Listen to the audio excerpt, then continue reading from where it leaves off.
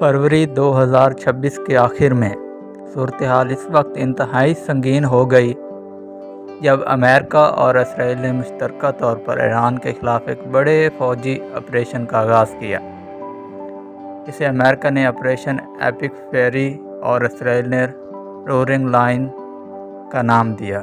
اس حملے کا مقصد ایران کے ایٹمی پروگرام کو تباہ کرنا اور وہاں کی قیادت کو نشانہ بنانا تھا۔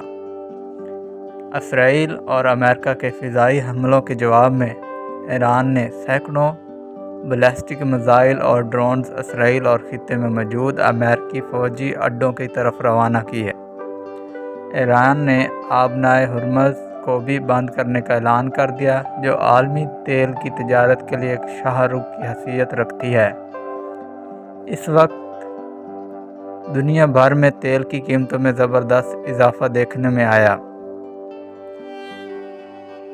اس جنگ میں اب تک دونوں اطراف سے بھاری جانی اور مالی نقصان کی اطلاعات ہیں۔ حملوں میں ایران کی فوجی میزائل لانچرز اور فضائی دفاعی نظام کو شدید نقصان پہنچا ہے۔ ایران کے میزائل حملوں نے اسرائیل کے کئی شہروں کو نشانہ بنایا، جس سے شہری ہلاکتیں ہوئیں اور انفراسٹرکچر متاثر ہوا۔ مشرق وسطیٰ میں موجود امریکی اڈوں پر حملوں کے نتیجے میں متعدد امریکی فوجی ہلاک اور زخمی ہوئے۔ اس تصادم نے پوری دنیا کو تشویش میں مبتلا کر دیا۔ اقوام متحدہ کی سلامتی کونسل نے ایران کے جوابی حملوں کی مذمت کی ہے، جبکہ روس اور چین نے اس معاملے پر غیر جانبدار رہنے یا حملوں کی مخالفت کرنے کا رویہ اپنایا ہوا ہے۔ عالمی طاقتیں اس وقت خوف میں مبتلا ہیں کہ یہ جنگ کہیں تیسری عالمی جنگ کی شکل نہ اختیار کر لے۔ تازہ ترین اطلاعات کے مطابق امریکی صدر نے مذاکرات کا دروازہ کھولنے کا اشارہ دیا ہے، لیکن شرط یہ رکھی ہے کہ ایران اپنا ایٹمی پروگرام مکمل طور پر بند کر دے اور آبنائے ہرمز کو دوبارہ کھولے۔ دوسری طرف ایران نے کسی بھی قسم کے مذاکرات سے انکار کرتے ہوئے اسے اپنی خود مختاری پر حملہ قرار دیا ہے۔ یہ جنگ صرف زمینی یا سرحدوں کی نہیں، بلکہ مشرق وسطیٰ میں طاقت کے توازن اور ایٹمی بالادستی کی جنگ ہے۔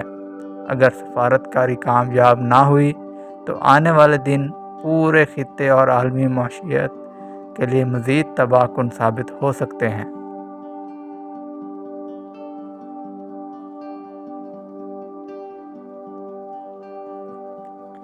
جسمانی حملوں سے چند گھنٹے پہلے اسرائیل اور امریکہ نے ایران کے کمانڈ اینڈ کنٹرول سسٹم پر ایک بڑے پیمانے پر سائبر حملہ کیا۔ اس حملے کے ذریعے ایران کے ریڈار سسٹمز اور مواصلاتی رابطوں کو چند لمحوں کے لیے مفلوج کر دیا گیا، تاکہ فضائی طیاروں کو ایرانی حدود میں داخل ہونے کا راستہ مل سکے۔ جواب میں ایرانی ہیکرز نے امریکی انفراسٹرکچر اور اسرائیل کے بجلی کے گریڈز کو نشانہ بنانے کی کوشش کی۔ یہ جنگ صرف تہران اور اسرائیل تک محدود نہیں رہی۔ ایران کے اتحادی گروہوں نے مختلف محاذوں سے اسرائیل پر دباؤ بڑھایا۔ لبنان شمالی اسرائیل پر ہزاروں راکٹوں کی برسات کی، جس کی وجہ سے اسرائیل کو اپنی فوج کا ایک بڑا حصہ شمالی سرحدوں پر تعینات کرنا پڑا۔ یمن بحر احمر میں امریکی بحری جہازوں پر ڈرون حملے کیے تاکہ سپلائی لائن کو کاٹا جا سکے۔ عراق میں موجود امریکی فوجی اڈوں پر مسلسل حملے کیے گئے۔ اس جنگ میں دنیا نے جدید ترین دفاعی ٹیکنالوجی کا مقابلہ دیکھا۔ اسرائیل نے ایران کے ہائپر سونک میزائلوں کو روکنے کے لیے اپنا جدید ترین دفاعی نظام استعمال کیا۔ ایران نے دعویٰ کیا کہ اس کے کچھ میزائل دفاعی حصار کو توڑنے میں کامیاب رہے اور صحرائے نقب میں موجود فضائی اڈوں کو نشانہ بنایا۔ جیسے ہی آبنائے ہرمز بند ہوئی، عالمی منڈی میں خام تیل کی قیمت $150 فی بیرل سے تجاوز کر گئی۔ اس کے نتیجے میں یورپ اور ایشیا میں توانائی کا بحران پیدا ہو گیا۔ عالمی اسٹاک مارکیٹیں بری طرح گر گئیں۔ غذائی اجناس کی قیمتوں میں ہوش ربا اضافہ ہوا، کیونکہ بحری جہازوں کے راستے تبدیل ہونے سے فریٹ چارجز بڑھ گئے۔ اس جنگ کے پیچھے ہر فریق کے اپنے مفادات ہیں۔ امریکہ اس کا مقصد ایران کو ایٹمی طاقت بننے سے روکنا اور مشرق وسطی میں اپنے اتحادیوں اسرائیل اور خلیجی ممالک کا تحفظ یقینی بنانا ہے۔ اسرائیل نے اسے اپنی بقا کی جنگ سمجھتا ہے۔ اس کا معنی کہ ایک ایٹمی ایران اس کے وجود کے لیے مستقل خطرہ ہے۔ ایران کا مقصد خطے سے امریکی اثر و رسوخ کو ختم کرنا اور خود کو ایک علاقائی سپر پاور کے طور پر منوانا ہے۔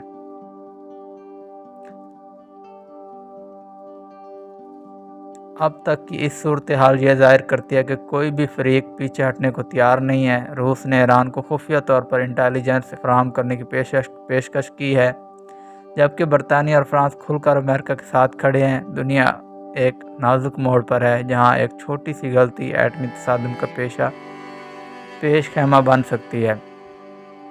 تو یہ تھی ہماری آج کی ویڈیو۔ امید کرتا ہوں کہ آپ کو اچھی لگی ہوگی۔ ملتے ہیں نیکسٹ ویڈیو میں، تب تک کے لیے مجھے دیجیے اجازت۔ اللہ حافظ۔